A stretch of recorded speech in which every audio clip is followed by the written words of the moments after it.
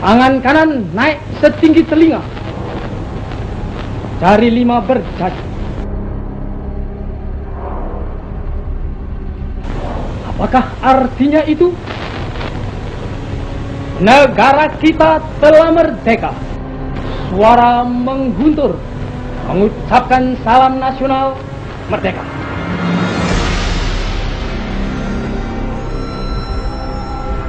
Dan kita siap sedia mempertahankannya, walau dengan jalan yang bagaimanapun juga.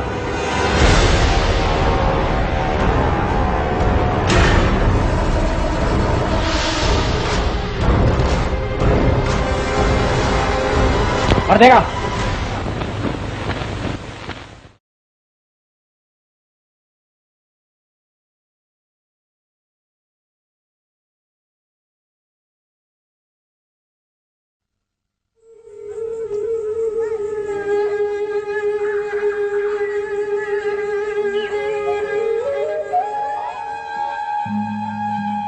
The family, we were just all at home, the kids, my sister-in-law was in the house, my 2 children, and Hood was there.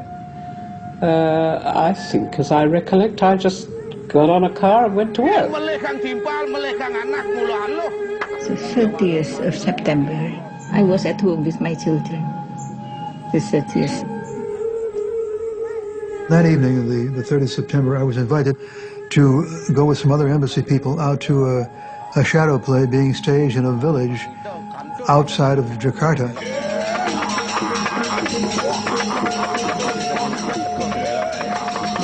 And it was a lot of fun. And we were there until, I think it was almost 1 o'clock, 1:30 when we left. On the night of September 30, 1965, I was in Jakarta. In fact, along with a number of other diplomats, I attended a wayang kulit performance, actually not too far from the home of General Yane, one of the generals who was murdered later that night.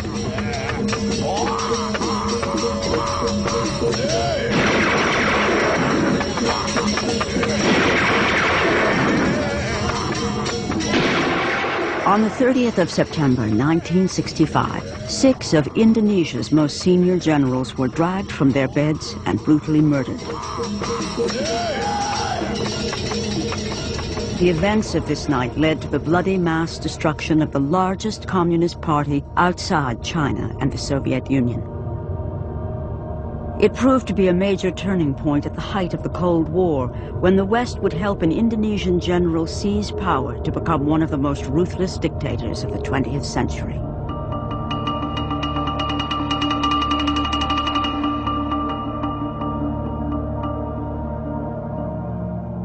The United States, Britain, and Australia had desperately wanted to see the overthrow of this man, Sukarno, the first president of Indonesia. Sukarno's allegiances were too ambiguous for the black and white politics of the Cold War. 500,000 of his supporters were to be brutally slaughtered when his balancing act failed. But buried deeper than the hidden bodies is the story of the West's involvement and of the deadly propaganda war that still obscures the truth to this day.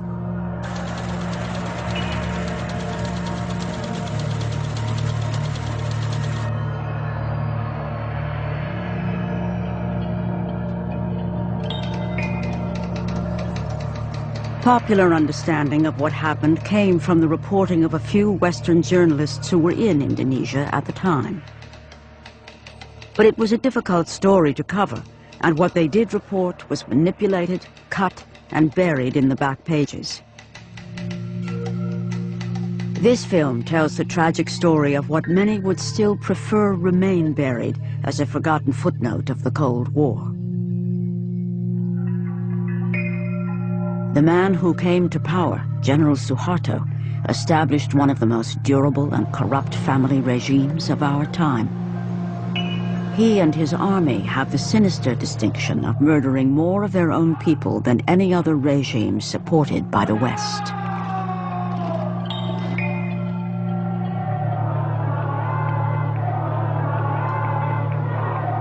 More than 30 years later, after massive popular revolt, General Suharto finally falls.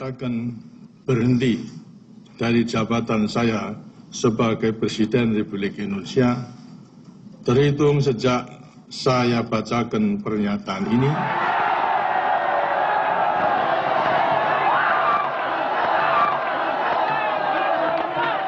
With General Suharto out of power, some Indonesians now feel bold enough to question the corrupted versions of their history.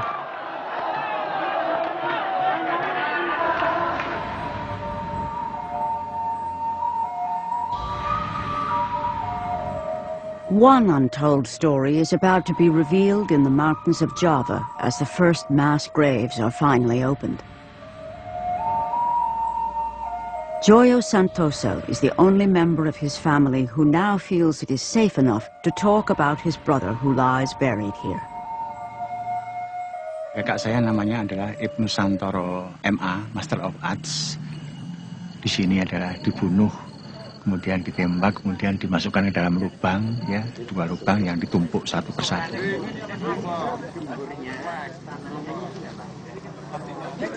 Ibnu Santoro was dumped in this hidden grave, along with 22 others branded as communist sympathizers.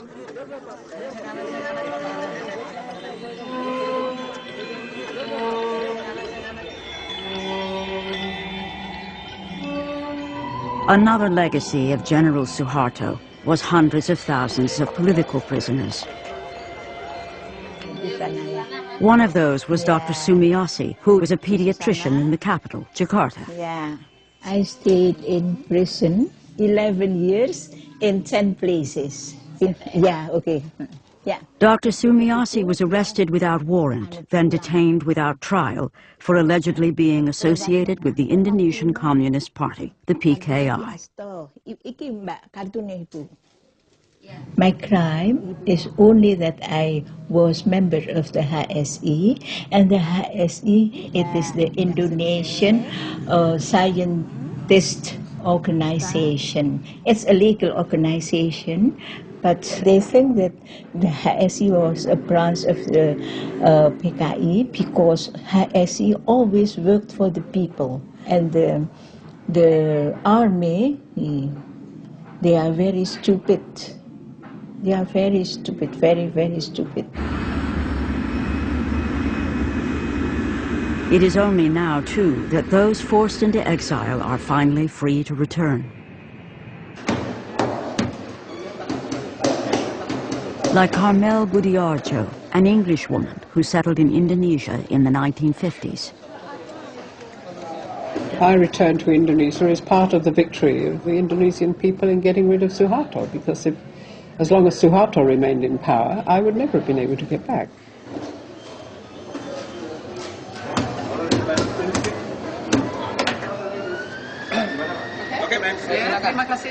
Carmel Budiarjo spent 4 years as a prisoner of Suharto.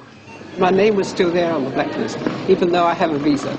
They were under the impression that they would have to go to the commander of the army to get clearance for me. And then suddenly, everything vanished, all the problems vanished, and they said, oh, you can go in, it's all right. Carmel is now a human rights campaigner.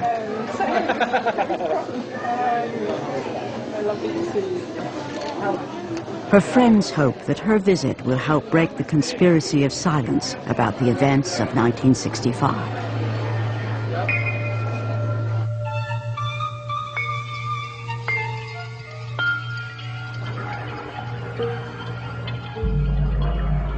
Who was this leader of Indonesia that the anti-communist West was keen to depose?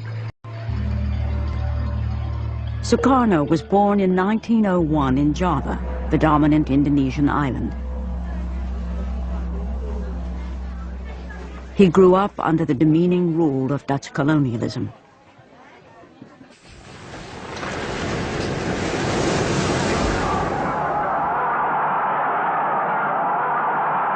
Sukarno was an ardent nationalist who led Indonesia's independence movement. He became president of the new Republic of Indonesia in 1949. belum ada yang menandingi Sukarno sampai sekarang. Dialah yang mengerti nasion Indonesia itu. Karena itu juga Sukarno lah yang tidak jemu-jemunya menganjurkan tentang nation and character building.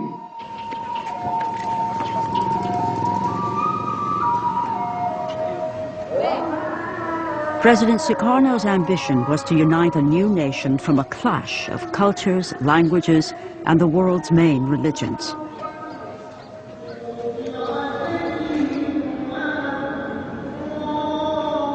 Indonesia is the fourth most populous nation on earth and the world's largest Muslim community.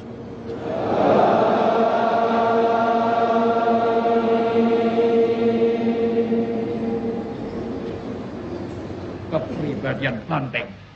Maka karena itu, ayo maju terus, jebol terus, tanam terus. Sukarno thought he could preserve his own one-man rule by balancing the competing ideologies inside his country. I tolerate all ideologies. The nationalist ideologies, the religious ideologies, the communist ideologies. So far, they are not making trouble or damage to the Indonesian state.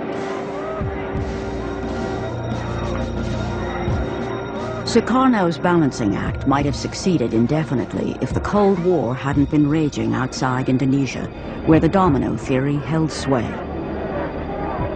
Here's Indochina. If Indochina falls, Thailand is put in almost impossible position. The same is true of Malaya with its rubber and tin. The same is true of Indonesia.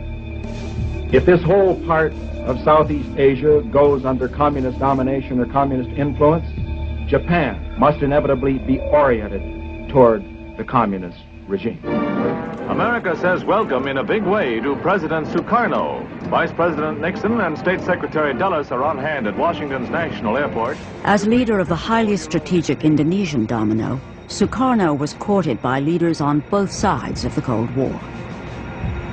He attempted a policy of neutrality, believing this was the best way for his young nation to gain assistance from East and West. May God give us, America and Indonesia, the best friendship which has ever existed between two nations.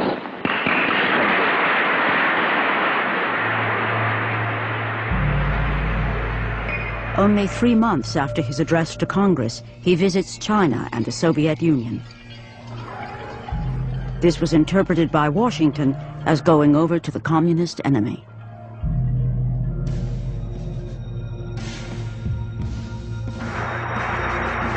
The United States becomes even more alarmed by the success of the Indonesian Communist Party in 1957 elections. Indonesia is now seen as a questionable ally.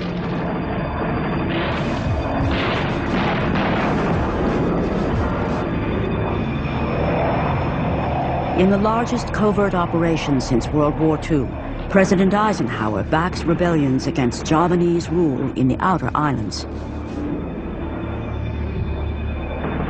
Let's face it, the United States made a horrible blunder in 1957-58 in supporting an independence movement within Indonesia. It was a disaster. We should never have been in it in the first place, and if we were, we shouldn't have been in it the way we were. American involvement was revealed when a U.S. pilot was shot down. The U.S. quickly withdrew support, and the rebellions collapsed. Western intervention had backfired.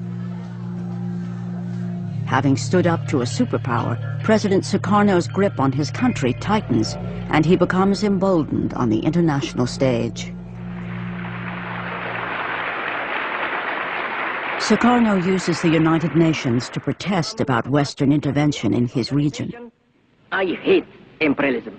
I detest colonialism. And I fear the consequences of their last bitter struggle for life.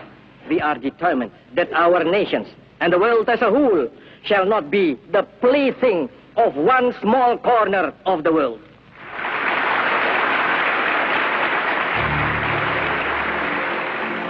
Shortly afterwards, Britain moves to form the new state of Malaysia on Indonesia's border.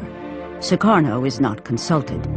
Incensed, he launches a military campaign against British forces to crush Malaysia.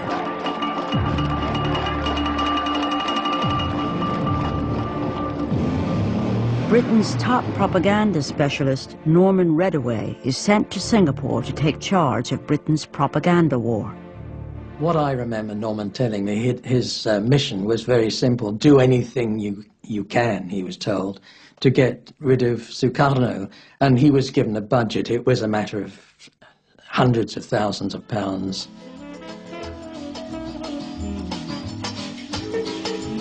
Sukarno had a well-deserved reputation as a womanizer. The CIA had tried to undermine him in the eyes of his people by producing a pornographic film with a body double wearing a Sukarno mask.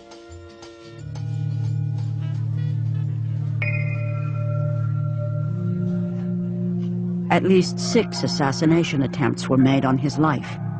Sukarno blamed the CIA for most of these.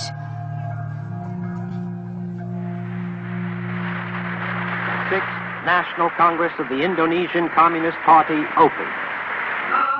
By the 1960s, under the leadership of Chairman Aidit, the PKI had become the largest communist party outside China and the Soviet Union, with over 3 million members.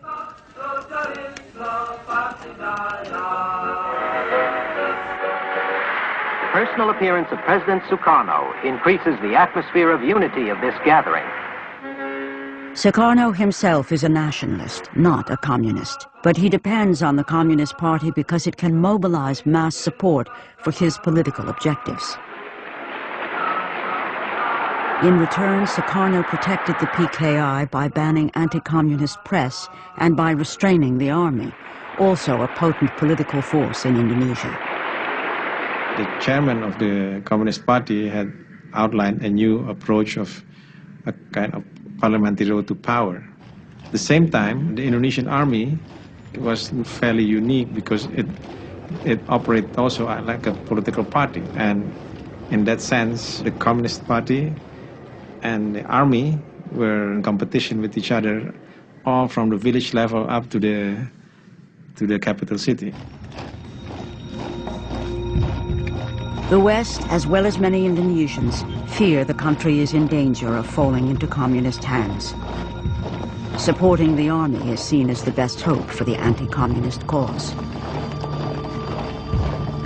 With the PKI growing rapidly under Sukarno's protection, the lines are drawn for an inevitable showdown.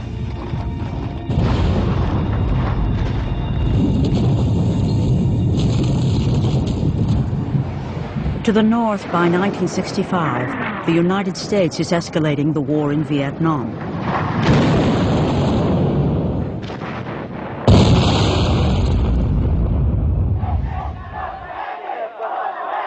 In protest, U.S. buildings in Indonesia become a target. There were mass demonstrations, thousands of screaming demonstrators that would throw rocks at our embassy. Several with flaming rags around them. So we were, in effect, public enemy number 1 at that point. We had replaced the British. Anti-Vietnam War protests are also the order of the day at the University of Wisconsin, where Ibnu Santoro has been studying economics for the past 5 years. Jadi dia 2 tahun selama di USA, dia mendapatkan ijazah MA. Kemudian dia mengambil doktor PhD dengan tambahan 3 tahun lagi. His friends from Wisconsin say he loved JFK, democracy, and the American way of life. But Ibnu's fate was to be sealed by the politics of his day. Tapi karena ada konfrontasi antara Amerika dengan Indonesia pada waktu itu, jadi semua mahasiswa yang di Amerika, Indonesia ditarik lagi ke Indonesia semuanya, termasuk kakak saya, berikut dengan keluarganya. Returning home to a country being polarized by Cold War politics, Ibnu gets a university job by joining the Indonesian Graduates Association, a group associated with the Communist Party. Tensions were also rising in the countryside where the PKI had been enforcing President Sukarno's land reform program.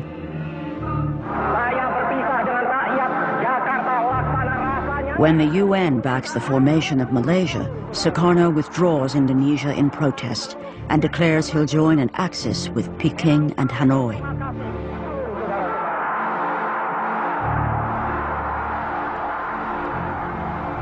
President Sukarno has now gone too far for the West. For nearly 15 years, he'd balanced both sides of the Cold War. By 1965, Sukarno appeared to be siding decisively with the communists. The West, with Machiavellian logic, hoped the Indonesian army would step in.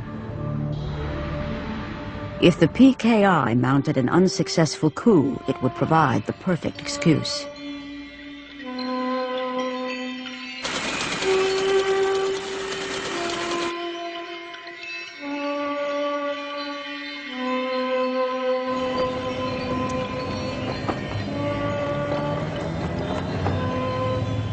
Certainly, 1965 was the height of the Cold War.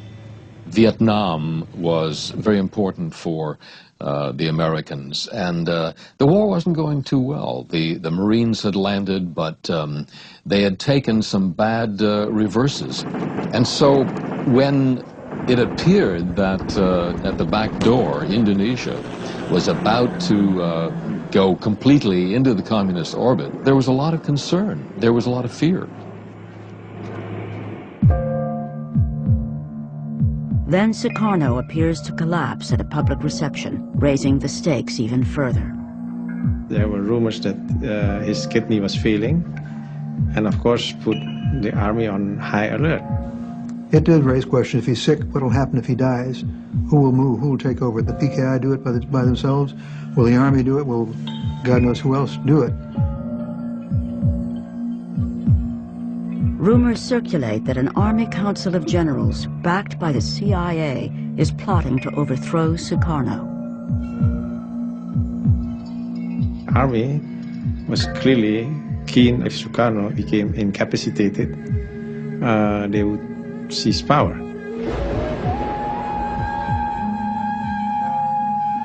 Ani raga patut waspada. Apa angon waspada dharma ne jalan gisi. Angon munahang sahanane ngomo darawake bedewa radu cicing borosan dugas pidan sing kita ane tata tutuk rakyat tadi sengsara lantas tuh.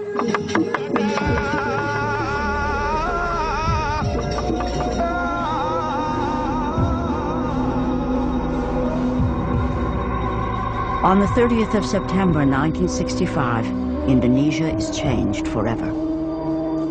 This 4-hour film is General Suharto's version of the events of that night. It was shown every year on all television stations while he was in power. It portrays junior army officers, supposedly under control of the communist PKI, kidnapping and killing the head of the army and 5 senior generals.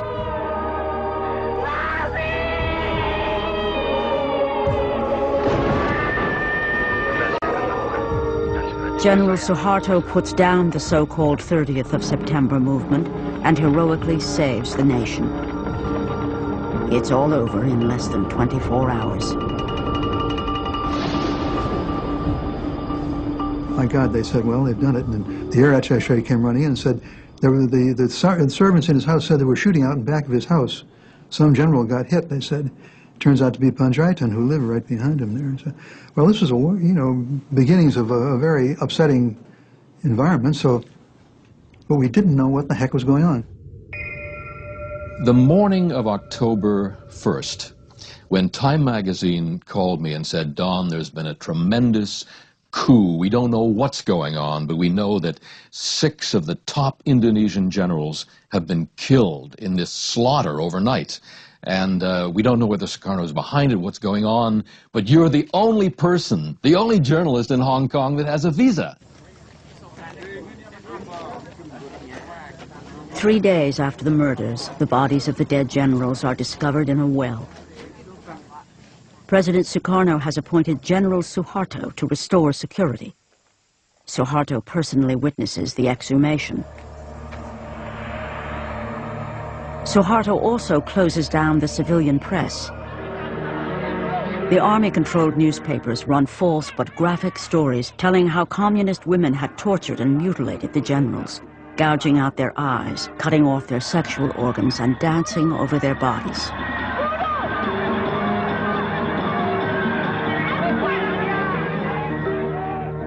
The Indonesian Communist Party, the PKI, is blamed for the abortive coup. The first big event I covered in Jakarta was the funeral of the 6 generals.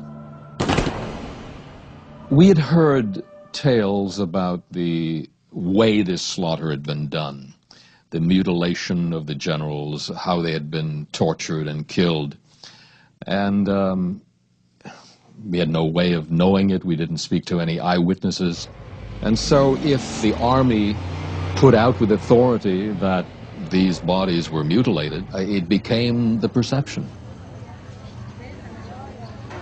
If the Communist Party was responsible, Western diplomats could not understand why it would mount such an ineffective operation. I would have said it made no sense at that time because the communists were moving very effectively. They were achieving their objectives by other means. And I would have said, why in the heck should they mount a coup? It was known that the murders were carried out by junior army officers calling themselves the 30th of September movement. But the question of who, if anyone, was pulling the strings behind these officers was much less certain. Nevertheless, the diplomatic cables do reveal the West was keen for Suharto and the army to drive home its advantage in this brutal Cold War struggle.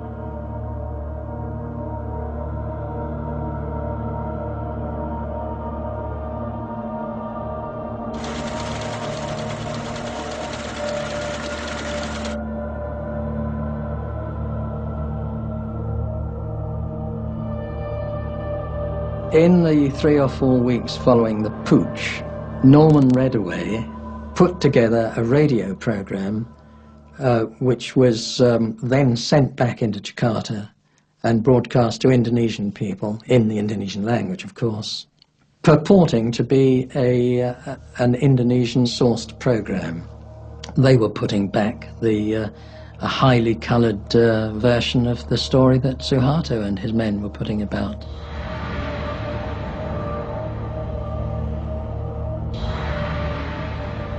The British-made propaganda program called The Voices from the Well was broadcast from a radio station set up next door to Suharto's house.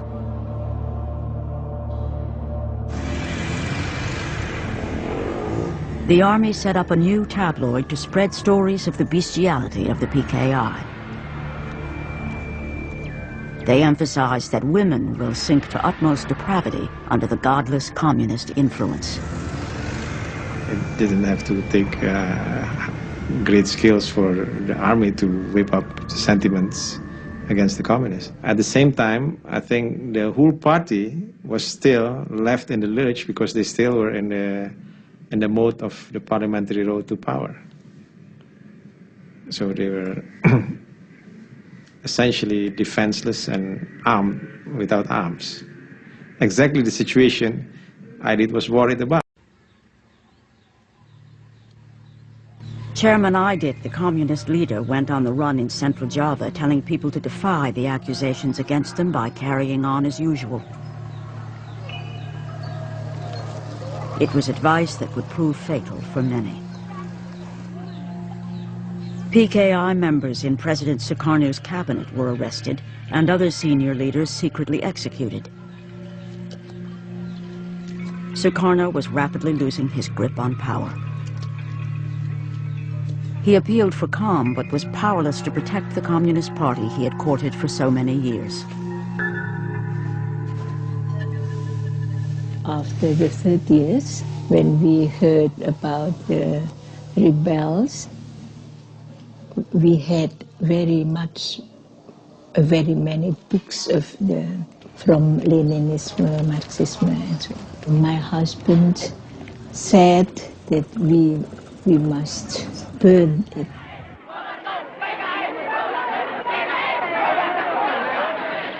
Mobs of students hit the streets in protest against the PKI. The army supplied them with lists of targets to be attacked. The Communist Party headquarters was the first to be destroyed.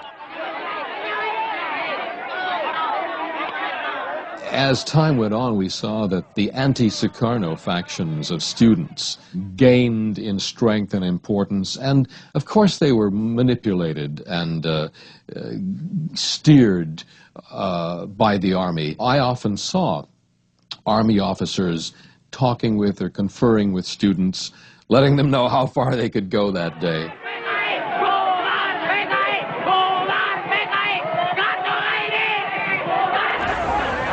From far, I saw a fire and saw so many people crying, exciting, and so on.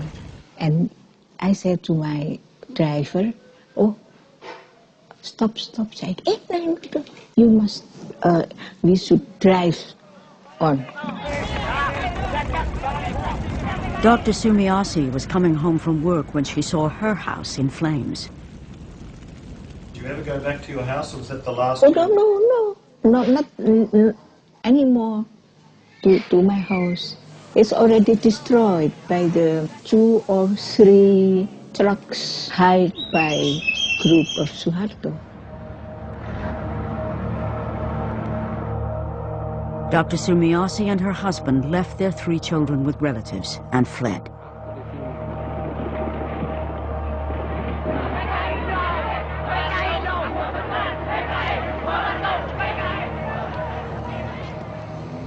Carmel Budiarjo lost her job as a translator in the Indonesian Foreign Office almost immediately.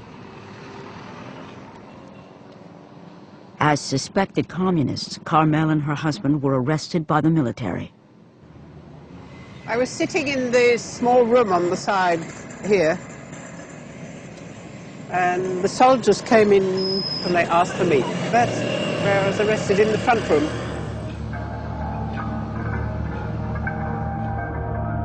When we were sitting in this jeep taking us out of town, the fellow who was in charge, he said, you have to blindfold.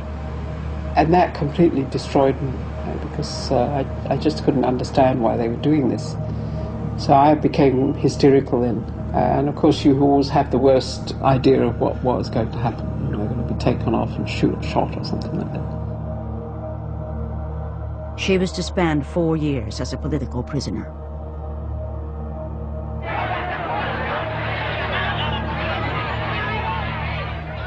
In the capital city, even people with the most tenuous links to the PKI are arrested en masse.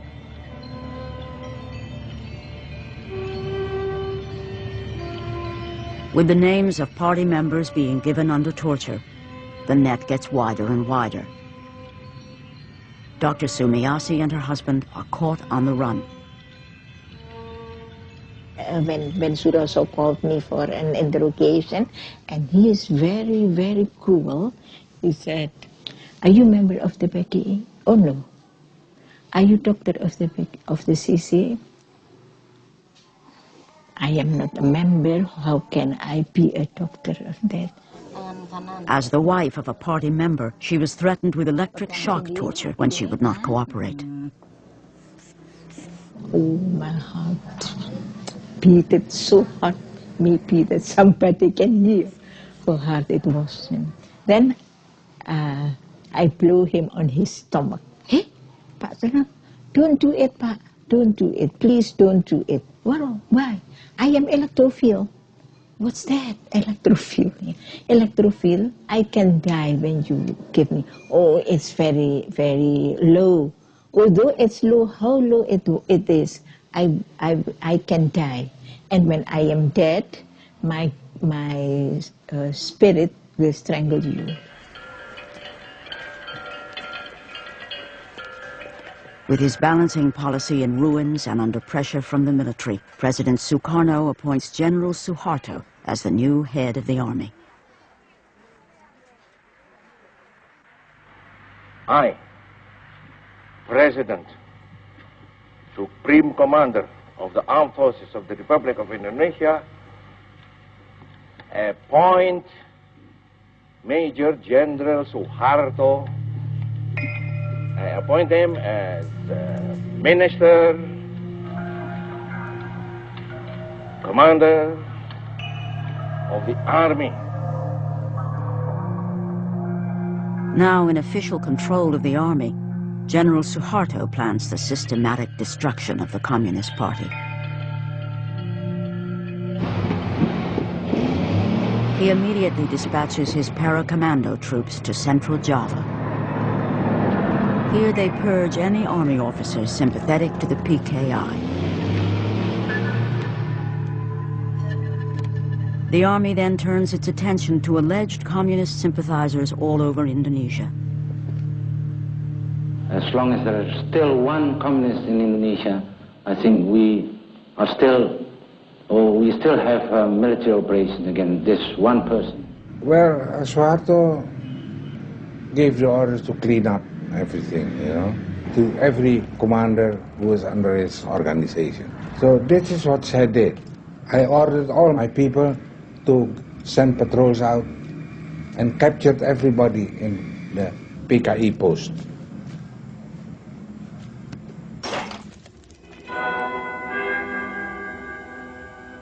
Captured PKI leaders at first stuck to their principles of keep your mouth shut, or you don't know anything, can't do anything, and don't understand anything. But the operations has found an efficient answer to these slogans by launching the drive of surrender, support the government, or die.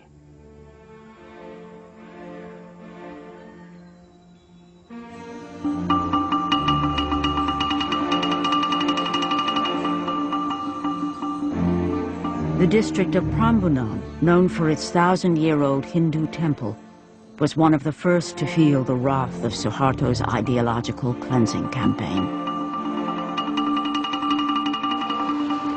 The army swept through Java, looking for communists, stirring people up, and they came upon many peasants, and the soldiers would say, you're PKI, you're a communist. And the poor peasant farmer would say, what do you mean PKI? What are you talking about? And the interrogation would go on, and the farmer might say, oh, you're talking about those guys who came around and offered us seed at cheap prices. Oh, yeah, sure. We signed up with them, but that doesn't mean I'm PKI. I wasn't a communist. Those are just fellows who helped me out when things were tough. And certainly they did kill communists. They also killed a lot of people who were probably not communist.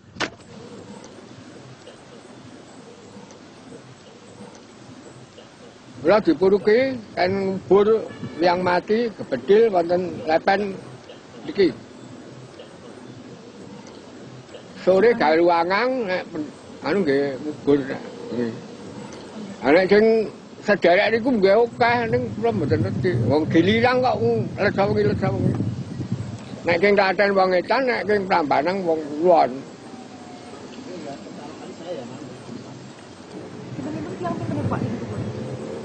Nek elingan kula nggih antane 800-an nggih. Liwat.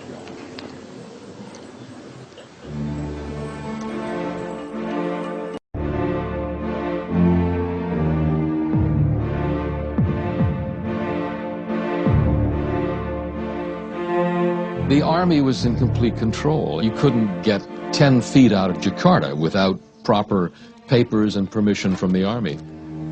After hearing reports of great slaughter going on, I was finally allowed to drive down there. At that time, there were 2 or 3 military trucks filled with civilians, families, men, women, children.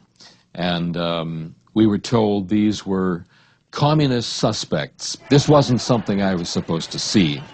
But I can recall that day there were something like 2,000 people just in that one day being rounded up and taken to a central holding place. One of the most amazing things was that you had a major, massive communist movement done in with weaponry and power and force that was contributed by the Soviets, which is, there's a tremendous irony in that, and well, you can't help but take a certain satisfaction in that.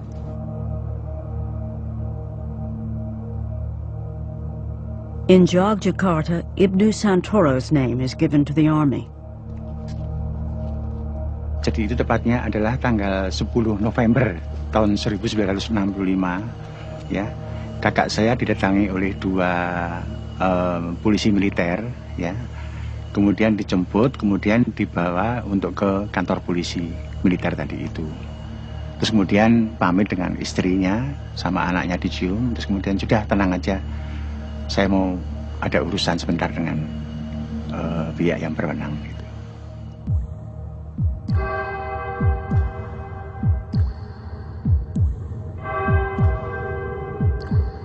Ibnu Santoro was taken to this interrogation center, only a few hundred meters from his house. Here he is detained and tortured. Kalau ditahan di situ, kemudian tiap hari dia datang mengantar makanan, minuman, pakaian, juga rokok. Setelah itu, kemudian selang beberapa bulan, ya, itu kita mau ke sana sudah dikatakan bahwa Ibnu Santoro sudah tidak ada di situ lagi.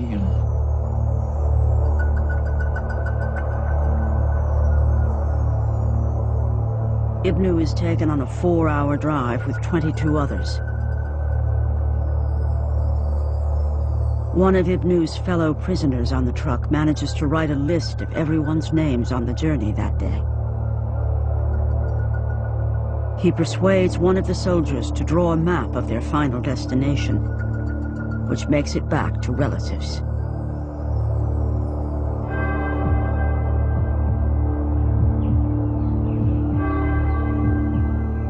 Ibnu is taken to a forest near the village of Kaliwiro, where a hole has been prepared.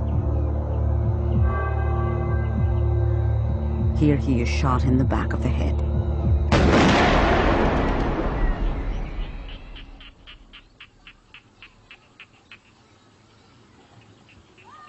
Seven weeks after the murder of the generals, Communist Party chairman Aidit is finally captured in central Java. He's forced to sign a confession and is then executed on General Suharto's personal orders. The once invincible President Sukarno is now powerless to prevent the wholesale slaughter unfolding in his country. General Suharto and the army now plan his downfall and the complete takeover of government. The military arms civilian death squads and supervises further mass killings. This man was part of a Muslim militia gang in East Java in 1965. Sometimes, all the students were collected in a certain place and then instructed by a certain leader from the army, and they distribute to us a number of people, and ask us to kill them. So we know exactly that this is organized. The U.S. provided secret financial assistance.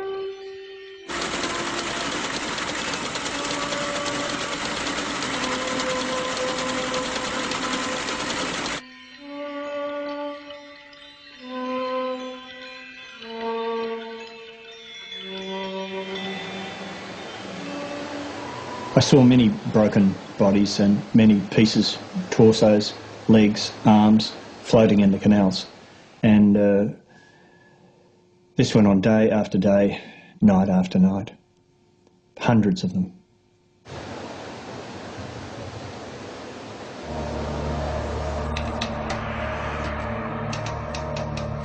Although there were several journalists inside Indonesia filing reports, the true story of a one-sided slaughter did not immediately reach the Western public. I reported many interviews of catastrophic occurrences, but a lot of them didn't see the light of day in newspapers. I wrote a daily file for Time magazine, and I also sent reports to the BBC and to NBC News. Most of my material was going through other journalists who were staff people in Singapore, and they would edit my stories, discard my stories, because they didn't believe them. It's incredible that they could second guess and kill my stories that I was gathering on the spot. In the mid-1960s, at the height of the Cold War in Southeast Asia, stories that might engender sympathy for communists were not welcome. In this context, most newspapers and broadcasters reported the Army's death squads as engaged in a civil war. There really was no sense that there was a centrally organized slaughter of alleged communists. It was being presented from all directions as a sort of running battle going on between, you know, organized communism and an organized army. It was a cleaning up operation. It was not a slaughter. The word slaughter didn't pass anyone's lips at that time. The scale of it was not understood.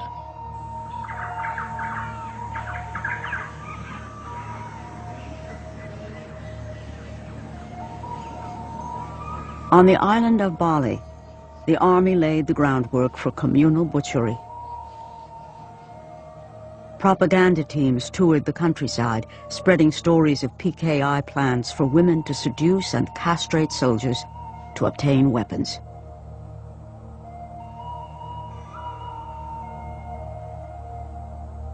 There was a deadly choice.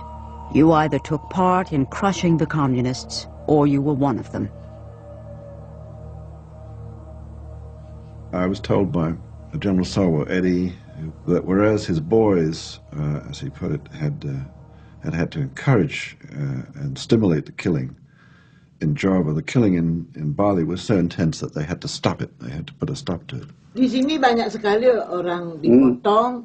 Saya sendiri, saya enggak tahu, saya enggak sengaja bicara. Ketemu saya orang dipotong, saya begini. Nih kenapa anaknya saya salah, saya menangis, saya sama anak saya, baru saya nangis, kenapa nangis, nanti dipotong, saya digalaki. Kenapa nangis orang dipotong, ketagihan potong, ya boleh saya potong.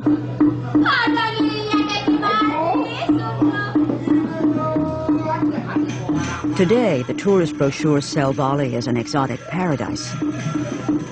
They don't mention that 80,000 people were butchered here in the space of only 2 weeks.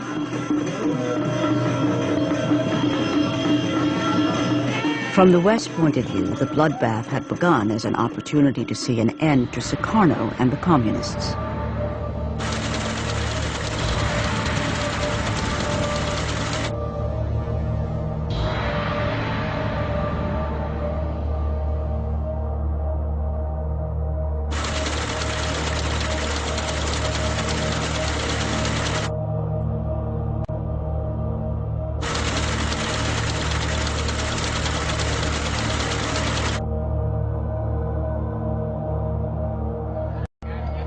Some news organizations outside Indonesia were instruments for broadcasting Western propaganda into Indonesia.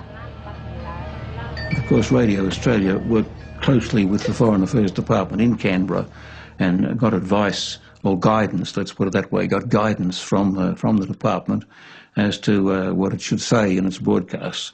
From time to time that guidance wasn't followed, but mostly it's true to say it was followed.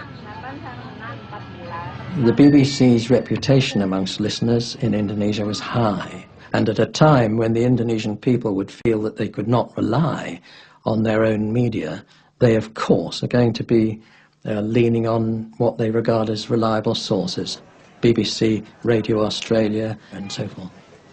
I think there's no question whatsoever that we were all manipulated. I think probably the manipulation was being orchestrated by Norman Redaway, but I've no doubt that he too was also a part of an organisation in which the Indonesians played their part. The Americans certainly played their part.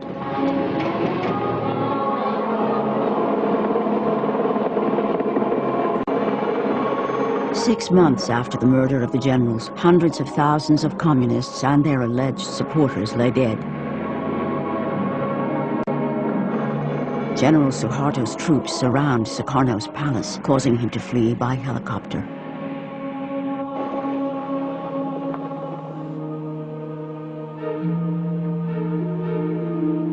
Later that day, President Sukarno is forced to sign a letter which hands the power of the presidency to General Suharto. Suharto immediately uses the letter to arrest 13 members of President Sukarno's cabinet and to legitimize the slaughter of suspected communists. Jelas dan kita semua tahu bahwa kekacauan dan ketegangan sekarang ini disebabkan karena PKI. Saya menggunakan surat perintah ini untuk membubarkan Partai Komunis Indonesia. Kiranya SP 11 Maret itu satu transfer of sovereignty, of authority. Padahal tidak. Despite President Sukarno's objections, General Suharto had effectively wrested control of the Indonesian state. His takeover was reported as a gentlemanly affair in the London Observer and welcomed in the New York Times, which hailed Suharto as a gleam of light in Asia. I welcomed the Suharto regime, and most of the journalists did. It was the first time order had been seen in Indonesia for about 10 years. The Economist in early to mid-1966 started peddling the US line that Indonesia was safer under a disciplined rule. That certainly was true. It was safer. But to deny the level of destruction and the human tragedy that had taken place seemed to me quite idiotic. The majority, I think, of the press was looking the other way. You know, there was no condemnation of it, I think. It was kind of tolerated and accepted. In fact, a kind of welcoming that Indonesia was joining the fold of the anti-communist movement. The Indonesian domino ultimately fell on the western side of the Cold War divide. Compared with getting bogged down in Vietnam, it was seen as a clear victory for anti-communism and for President Lyndon Johnson. Visiting Vietnam later in 1966, LBJ was to invoke Indonesia as a rallying point. He told US troops that their exploits were the reason why people in Indonesia were enjoying freedom that they didn't previously have.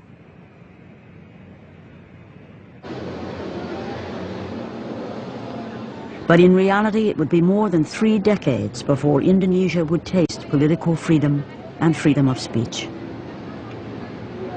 Now, after General Suharto has fallen, Indonesians can finally question his official version of their history.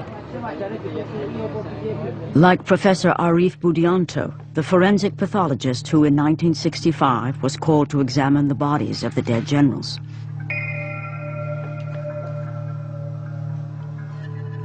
I got 3 bodies to examine. Not a single one of the bodies do we find the penis slice. Or we had signs of torturing, we don't find. Nobody is glad to sign our reports because the newspapers, they wrote already about the torturing. They said the penis they cut it off and then they throw it. They play with that, the Garwani's women. Professor Budianto's autopsy report was suppressed under the orders of General Suharto. Many Western journalists accepted the lurid story without question. Terror and bestiality was a calculated part of the PKI plan. They even had special mutilation squads made up of girls. Sex orgies went on before the torture ceremonies got underway. Eventually, the mutilated bodies were dumped down a well.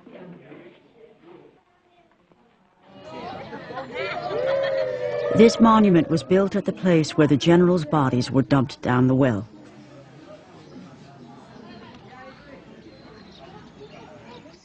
This is what pains me most, to see the women here, because I spent several years together with women who had been tortured to confess that they had perpetrated sexual crimes against the bodies of these generals. And of course we know that that was not true. Their confessions were published in the newspapers. And this was perhaps the most important propaganda weapon that Suharto used to send people out and kill members of our suspects, communist suspects, family, everything.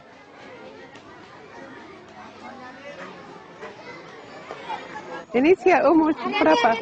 10. 10 juga? Sekecil. Dan ini juga 10. 12. Kenapa dibawa ke sini? Jalan-jalan aja. Hah? Lihat pahlawan. Hah? Mau nyatet sejarah. Oh. Tapi gurunya bilang ini betul apa yang dilihat sini? Betul. Tapi sebetulnya banyak bohong di sini. Banyak hal yang diuraikan di sini di diorama itu tidak benar. Karena saya dulu juga kenal dengan wanita-wanita yang dikatakan begini, tapi mereka tidak berbuat begini. Jadi ini banyak sekali bohong di sini. Gimana maksudnya bohong? Suharto itu berkuasa. Jadi dia membuat ceritanya sendiri apa yang terjadi di sini supaya orang benci sama PKI. Dulu kan Sukati itu putar 31 September. Iya. Itu filmnya itu benar apa enggak itu? Tidak benar. Ya. Banyak bohong. They say here these killings shouldn't be repeated.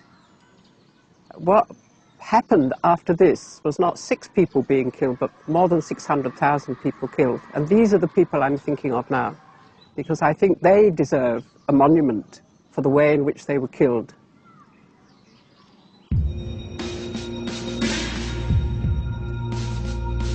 Military courts put more than 1,000 people on trial for the murder of the generals. There were no acquittals.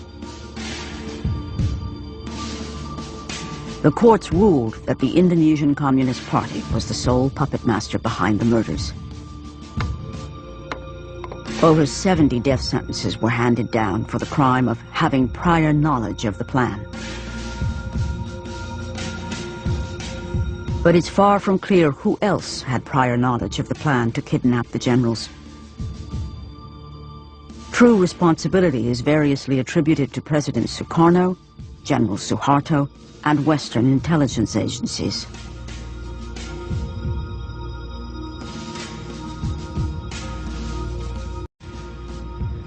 The only leader of the 30th of September movement left alive is Colonel Latif, who survived 33 years in prison. He claims he informed General Suharto of their plans, and Suharto has admitted meeting with him. Sama itu sudah ketemu sama Suharto, memberitahu kalau paginya akan dihadapkan para jenderal sama Soekarno, karena semua sepakat Harto dianggap loyal sama Soekarno. Those who see the hand of Suharto say it was his agents who infiltrated the 30th of September movement to make sure the generals were killed that fateful night. The rebel soldiers maintained it was never their intention to kill the generals. Their intention, they said, was to bring them before President Sukarno to face charges of planning a coup against him.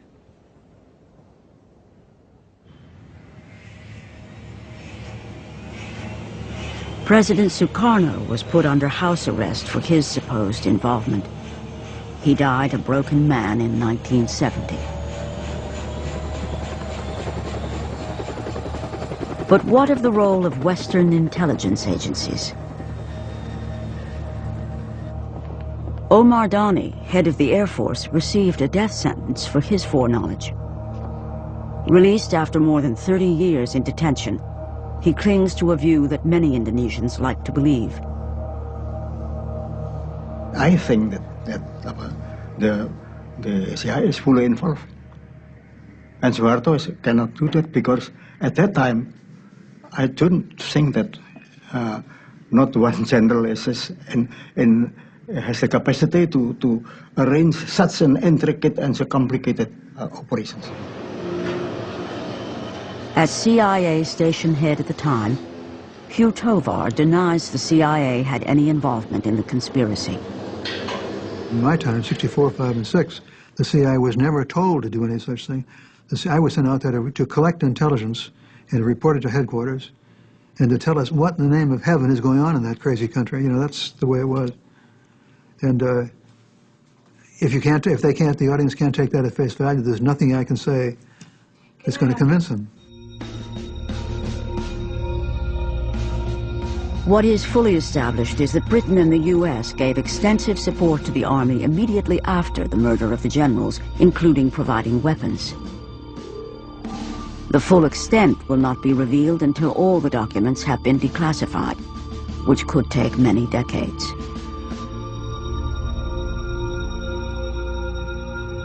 For years, American diplomats strenuously denied providing lists to the Indonesian army, until recent declassifications revealed the truth.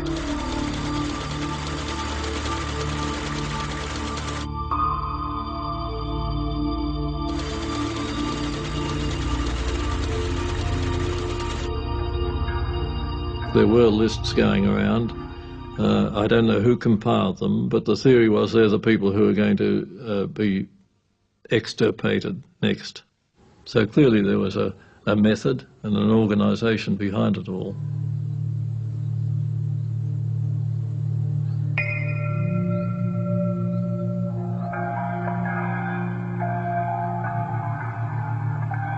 It may never be established how many people died in the massacres.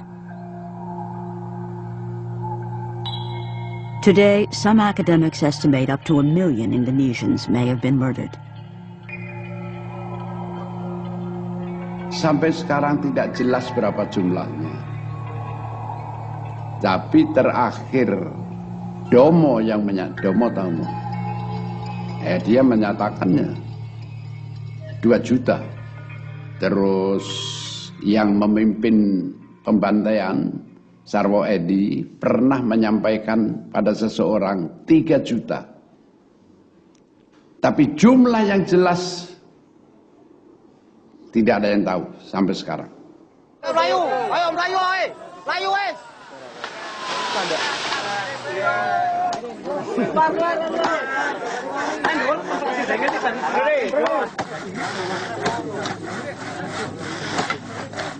The newly established Massacre Victims Research Foundation wants to confront history by digging up the skeletons that have lain silent for 35 years.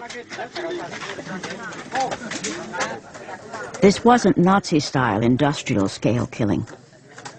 It was village-level murder with many thousands of graves spread across the country. Ya, kami mendapat surat dari yayasan itu yang mencari orang-orang hilang tadi itu, dan dinyatakan bahwa itu para korban yang telah dieksekusi sebanyak 23 orang itu, Kaliwiro ini, itu makamnya akan digali kembali.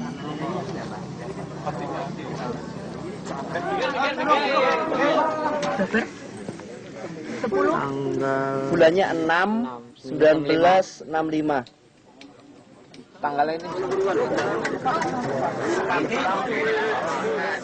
This grave is unique because here the dead can be identified. The list of names and the map that was smuggled back to relatives provides the crucial information.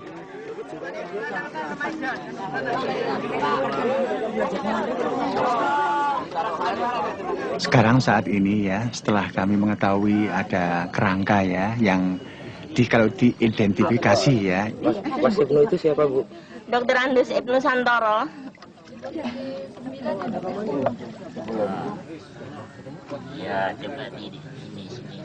Saya karena ada 2 gigi yang dicabut ya, dan sesuai dengan berita dari dokter yang bersangkutan, ya, dokter forensik yang meriksa bahwa ini adalah kakaknya. Karena pada waktu itu berumur 34 tahun, ya, itu.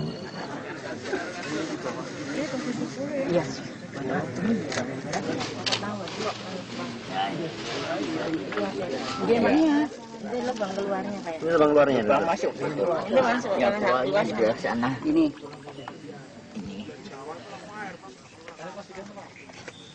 Depannya. Nah, ini lubang keluarnya. Di sini adalah dibunuh, kemudian ditembak, kemudian dimasukkan ke dalam lubang, ya, 2 lubang yang ditumpuk satu persatu tanpa ditumpuk kayak apa saja itu, kayak kayak menimbun binatang saja itu. Itu saya merasa sakit. Tapi itu kita sebagai seorang Islam Muslim ya, yang beragama ya, itu semua kita kembalikan kepada Yang Maha Kuasa. For Indonesian Muslims, it's traditional to make an annual visit to the graves of their relatives. These families can now rebury their lost relatives in accordance with their beliefs.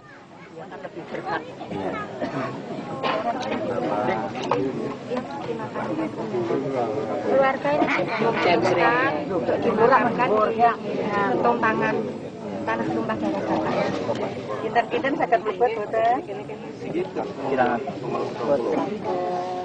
But as they will soon find out, even this simple gesture will stir old resentments.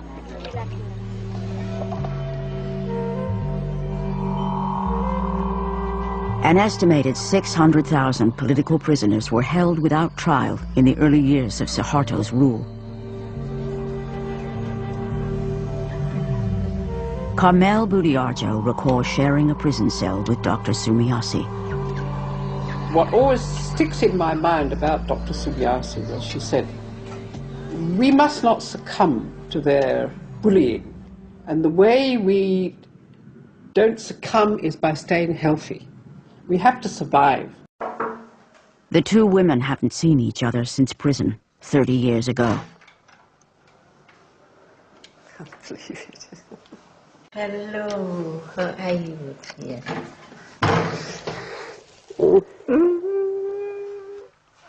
Dan baru sekarang bisa kembali ke Indonesia. Yeah, kembali. Karena lama tidak boleh. A Dutch cameraman came to Plantungan. Oh yeah. And you were in the film. Oh yeah. Examining the patient. With your ear. With my That's right, with your ear. The only doctor in Plantungan is herself a political prisoner. I am checking her heart with my bare ear.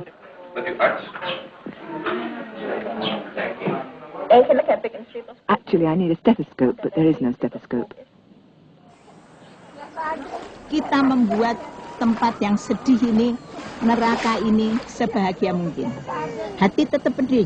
You don't jangan lupa. Ya, don't forget. We have always a tough and a bitter heart in our heart. All is bitter.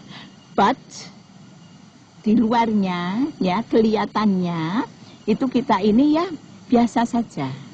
Biasa saja. Sebab itu apa? Ya, oleh karena kita tidak tahu kapan mau keluarnya, berapa lama, jadi membuat hidup di sini ini sebaik mungkin. In the 11 years she was detained, Dr. Sumiasi barely saw her 3 children grow up. Kalau anak tidak tahu, kalau anak saya ngomong bahwa saya bukan anak saya, tahu. Waktu dibawa ke Plantungan saya, terus ditawarin mesti keburu, anak berapa coach rodet tanpa anak, jadi berangkat sendiri. Nah gitu, jadi tidak pernah ngomong seitunya. She wanted to protect her children from the vilification directed at families of communist suspects. Even today, her children still call her auntie in public because of the institutionalized shame from the Suharto years.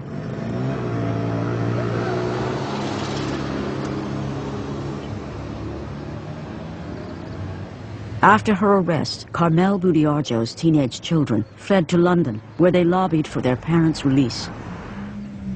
After 4 years, she was let out of prison and told never to return to Indonesia. Her husband was detained for a further 8 years. Carmel established a lobby group to draw attention to the plight of political prisoners. Other critical human rights issues in Indonesia soon took over, like East Timor. I remember reading about what was happening in East Timor. I really wept because we knew what the army was capable of. We had tried, I mean, our particular efforts were obviously devoted to getting the British government to stop selling arms. I mean, for so many years we had pleaded with them, and they just wouldn't listen.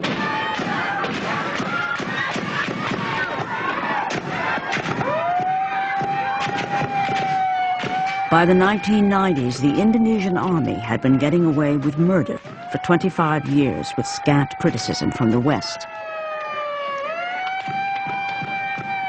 But on this occasion, the Western media managed to get pictures of one of its massacres in broad daylight. In East Timor, the Indonesian army used their tried and true tactic of recruiting militia gangs, the tactic condoned by the West in 1965. I do see a line there right from the start. We condoned it, let's put it that way. I don't think we should have condoned it entirely as we did. We've given them the impression, particularly the army, that, you know, in the long run they can do what they like. But it was the people of Indonesia themselves who suffered on an even greater scale under General Suharto's military dictatorship. In Indonesia, the army was fully in control of the political instruments of power through surveillance and domestic intelligence, you know, conducting, you know, dirty tricks, operations, including extra-legal killings, kidnappings, you name it, torture, state terror.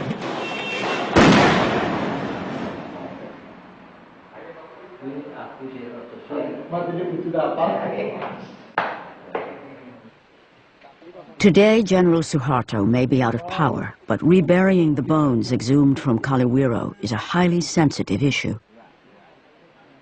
Along with the relatives of other victims, Joyo Santoso has come to transfer his brother's bones into a small coffin for reburial in the family cemetery.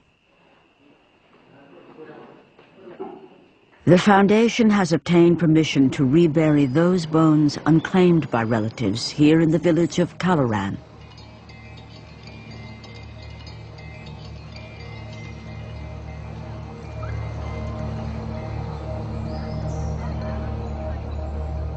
Local Muslims object and blockade the house.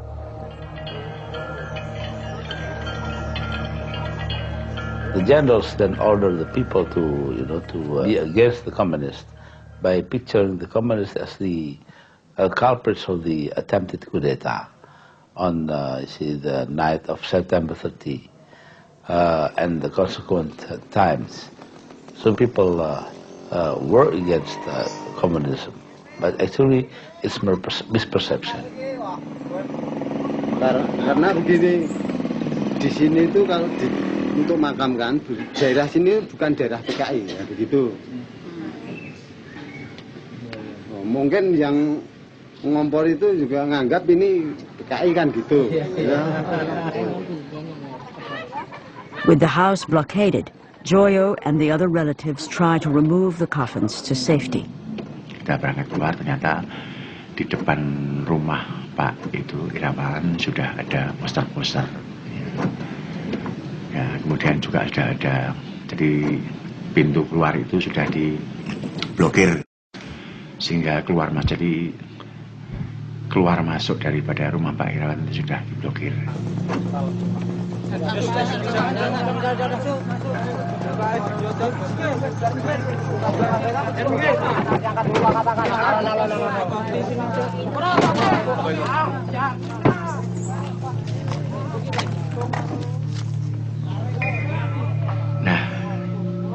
kemudian mereka sempat memancing emosi ya dengan jalan penempeleng itunya, sopirnya, keneknya, terus kemudian Bu Sri juga semacam diperlakukan dengan kasar ya gitu.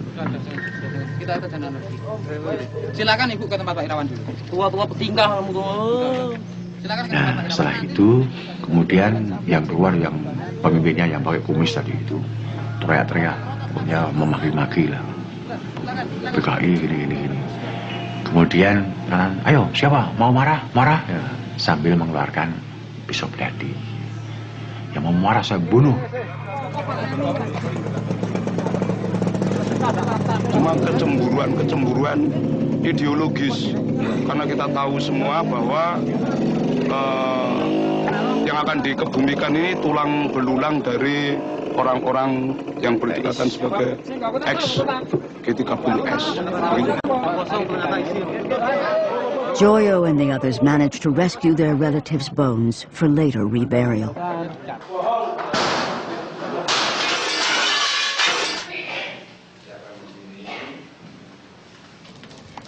The mob attacks the house and burns the empty coffins while the police stand by. They later destroy the house completely.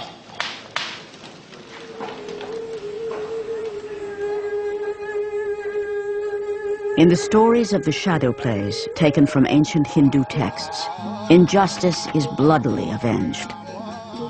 Forgiveness is not part of the equation. What chance, then, for justice or reconciliation in Indonesia? Menurut saya rekonsiliasi itu kan lelucon saja.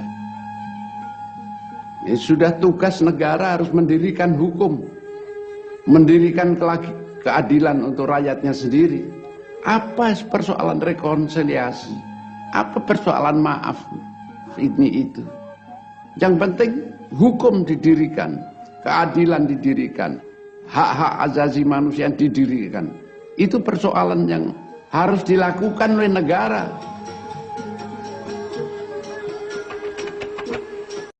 We have to be honest to history. If we did a wrong thing, then we have to apologize for it.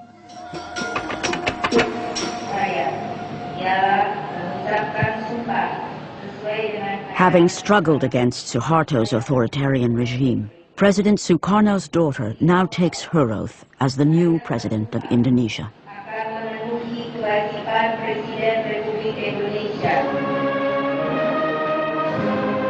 Like her father before her, Megawati Sukarno Putri must balance the volatile forces inside her country. The military remains powerful.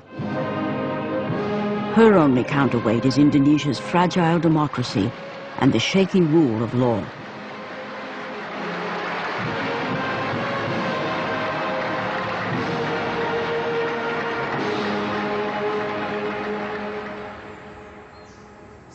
After 35 years, Ibnu Santoro has been rescued from a mass grave and is being given the dignity of a proper burial.